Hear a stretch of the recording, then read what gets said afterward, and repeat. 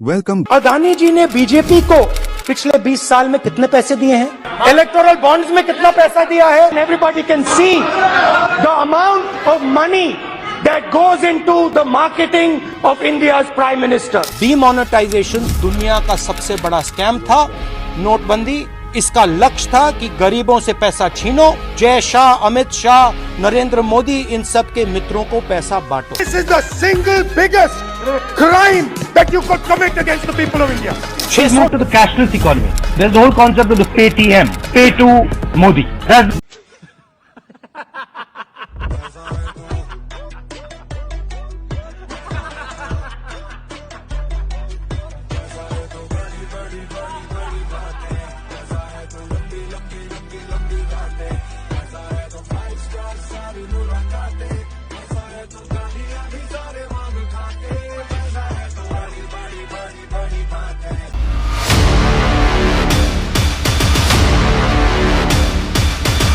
Electoral bond मामले में SBI को सुप्रीम कोर्ट का नोटिस। सीजेआई चंद्रचूड़ की अगुवाई में सुप्रीम कोर्ट की 5 जजों की बेंच ने एसबीआई को फटकार लगाते हुए पूछा कि बॉन्ड नंबरों का खुलासा क्यों नहीं किया, बैंक ने अल्फा न्यूमेरिक नंबर को क्यों नहीं बताया, बॉन्ड खरीदने और भुनाने की तारीख बतानी चाहिए थी। कोर्ट ने आदेश दिया कि सील कवर में रखा गया डेटा चुनाव आयोग को दिया जाए क्योंकि उनको इसे अपलोड करना है।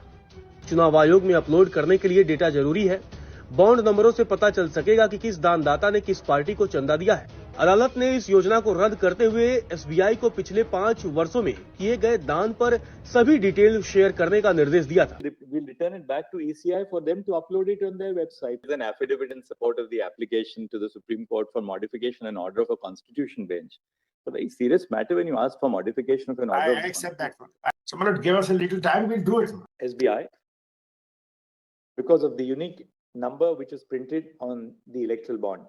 What steps have you taken in the last 26 days? The application is absolutely silent on that. We direct that ECI shall compile the information and publish the details in its official website by 5 p.m. on 15 March 2024.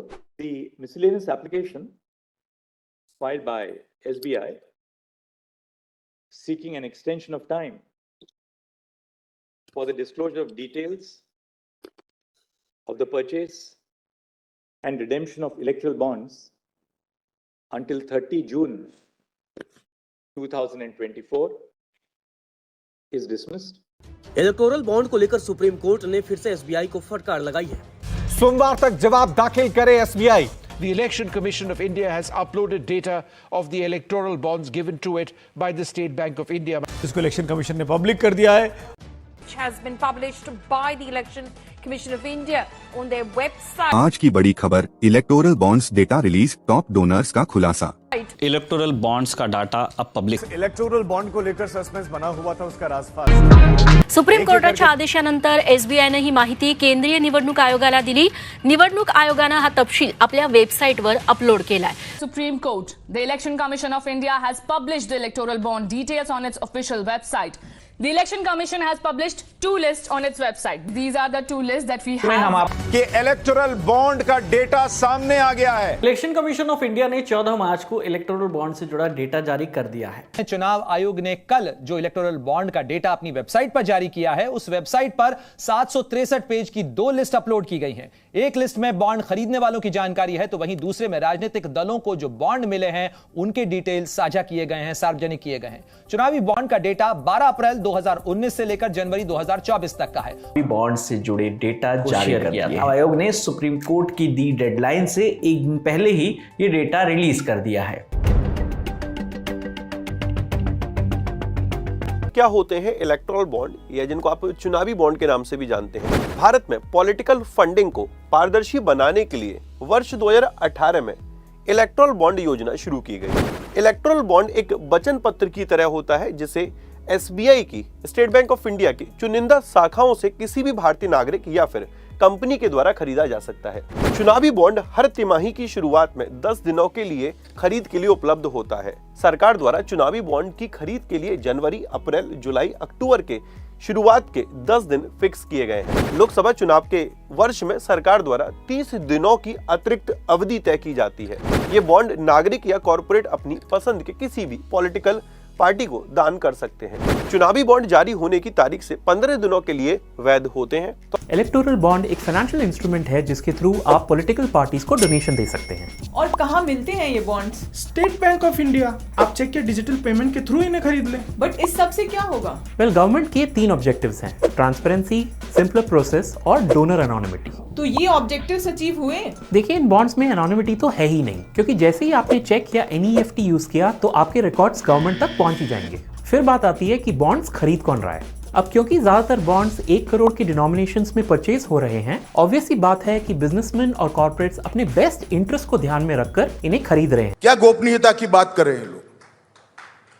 करोड़ों रुपयों का चंदा लिया cash में, 12 लाख करोड़ के घपले घोटाले भ्रष्टाचार किए, जेल में जा रहे हैं और हमसे हिसाब मांग रहे हैं। हमने तो काला धन को समाप्त करने के लिए बॉन्ड लाए थे। कोई सवाल पूछना चाहता हूं, बॉन्ड आने से पहले चुनाव का खर्चा कहां से आता था? वो काला धन था या हिसाब किताब का धन था? ये बॉन्ड का धन काला धन नहीं है। सिर्फ गोपनीयता इसलिए रखी गई थी, वो कांग्रेस पार्टी को देंगे तो हम परेशान करेंगे, ऐसा उनको डर था। हमें देंगे तो जहां कांग्रेस का शासन है वो परेशान करते हैं, इतना डर था। बॉन्ड कितना मिला ये पार्टी के बैलेंस शीट में रिफ्लेक्ट होता है, और बॉन्ड कितना दिया गया एक कंपनी के बैलेंस शीट में रिफ्लेक्ट होता है। क्या गोपनीय बचा?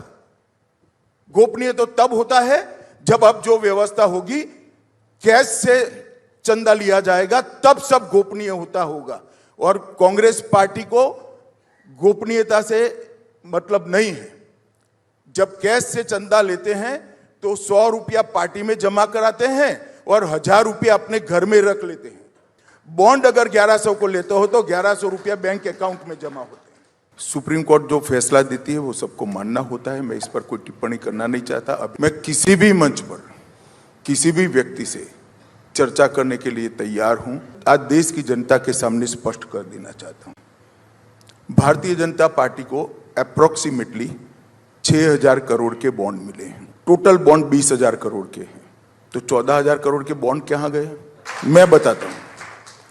टीएमसी को 1600 करोड़ के मिले, कांग्रेस को 1400 करोड़ के मिले, बीआरएस को 1200 करोड़ के मिले, बीजेडी को 775 करोड़ के मिले और डीएमके को 639 करोड़ के मिले।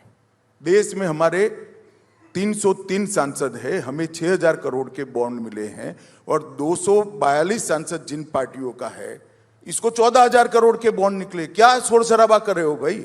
1 नेशन 1 इलेक्शन कब होगा वो तो देश की पार्लियामेंट तय करेगी, परंतु 1 नेशन 1 इलेक्शन के पीछे नरेंद्र मोदी जी का और भारतीय जनता पार्टी का विचार ये है कि इस देश में बार बार चुनाव होते रहे थे। अगर 1 नेशन 1 इलेक्शन होता है तो इस देश में एक ही तिथि होगी, जिस तिथि पर विधानसभा और लोकसभा की रचना हो जाएगी, काम समाप्त। बाकी सारा 5 साल तक जिसको जनता बागडोर सौंपती है वो चलाते रहें। मोदी सरकार अपने काले करतूतों को पर्दा डालने का कोशिश की। सिलेक्शन आप ही तो कर रहे हैं। सेंट्रल इलेक्शन कमेटी का सिलेक्शन आप ही का है, सीबीआई सिलेक्शन आप ही का है। अगर हम वहां जाके अपोजिशन लीडर अगर सजेशन भी देते, एक सजेशन नहीं सुनते। उन जिन कैंडिडेट को वो प्रपोज करते हैं उससे भी बेहतर कैंडिडेट है तो भी उसको नहीं लेते। इलेक्शन तक छुपाना चाहते हैं, फिर इलेक्शन के बाद क्या होगा वो देखेंगे। मीडिया रिपोर्ट से ये तो अब उजागर हो गया कि ईडी, सीबीआई, आईटी ये रेड डलवाकर किन किन के पास बॉन्ड लिए। चुनावी बॉन्ड का डेटा 12 अप्रैल 2019 से लेकर जनवरी 2024 तक का है और इस बीच कुल 12,155 करोड़ रुपए के बॉन्ड खरीदे गए, जिसमें से करीब 6,000 करोड़ रुपए से ज्यादा का चंदा बीजेपी को मिला है। Mega engineering and infrastructure limited, how much it donated? 900 crores. That BJP has received the maximum number of electoral bonds. This has benefited BJP to the most. How much? 6,000 crores. आज electoral bonds का data जारी किया, जिसमें top 30 donor कंपनियों में से 14 के खिलाफ केंद्रीय और राज्य जांच एजेंसियों ने कार्रवाई की है।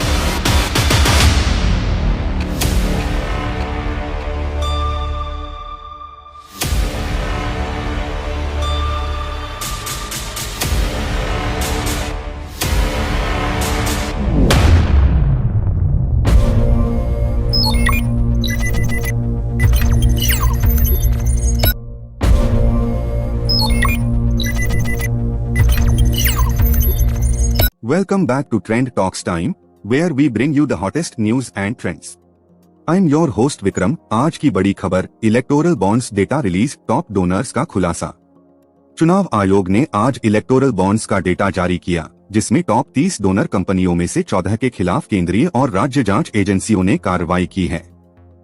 सुप्रीम कोर्ट के आदेशानुसार भारतीय स्टेट बैंक ने अप्रैल 2019 से जनवरी 2024 तक इलेक्टोरल बॉन्ड्स खरीदने वाली कंपनियों का विवरण प्रकाशित किया है। इन कंपनियों में फ्यूचर गेमिंग और होटल सर्विसेज, मेगा इंजीनियरिंग और infrastructure limited, Haldia energy limited, Vedanta limited और कई अन्य शामिल हैं। इन कंपनियों में वेदांता और डीएलएफ कमर्शियल डेवलपर्स लिमिटेड जैसे प्रमुख नामों ने प्रवर्तन निदेशालय, केंद्रीय जांच ब्यूरो और आयकर विभाग जैसी एजेंसियों द्वारा जांच का सामना किया है। छापेमारी और जांच की घटनाएं इलेक्टोरल बॉन्ड्स के माध्यम से किए गए महत्वपूर्ण दानों के साथ मेल खाती हैं, जिससे राजनीतिक फंडिंग की पारदर्शिता और जवाबदेही पर सवाल उठते हैं। डेटा जारी करने का यह कदम सुप्रीम कोर्ट के आदेशों के बाद चुनाव आयोग के निरंतर प्रयासों के बाद आया है, जिससे कॉरपोरेट दान और सरकारी कार्रवाइयों के बीच के संबंधों पर प्रकाश डाला गया है। इस बीच संबंधित खबरों में सुप्रीम कोर्ट ने भारतीय स्टेट बैंक को नोटिस जारी किया है, जिसमें इलेक्टोरल बॉन्ड्स के नंबरों के खुलासे की कमी को नोट किया गया है। यह विकास चुनाव आयोग द्वारा दायर एक याचिका के जवाब में आया है, जिसमें इलेक्टोरल बॉन्ड्स सुनवाई के दौरान जमा किए गए सीलबंद कवर दस्तावेजों की वापसी की मांग की गई थी। दोस्तों, इस खबर पर आपकी क्या प्रतिक्रिया है? कमेंट करके हमें बताएं और इस वीडियो को लाइक और शेयर करना न भूलें। और हाँ, अगर आप राजनीतिक पारदर्शिता के समर्थक हैं तो इस खबर को ज्यादा से ज्यादा फैलाएं। धन्यवाद और जुड़े रहिए ट्रेंड टॉक्स टाइम के साथ, जहां हम बताते हैं आपको ट्रेंड्स की हर बात समय पर, हर बार। That's all for today on Trend Talks Time. Don't forget to hit subscribe, like and ring the bell to stay updated on the hottest trends. Until next time, this is Vikram signing off. Stay trendy.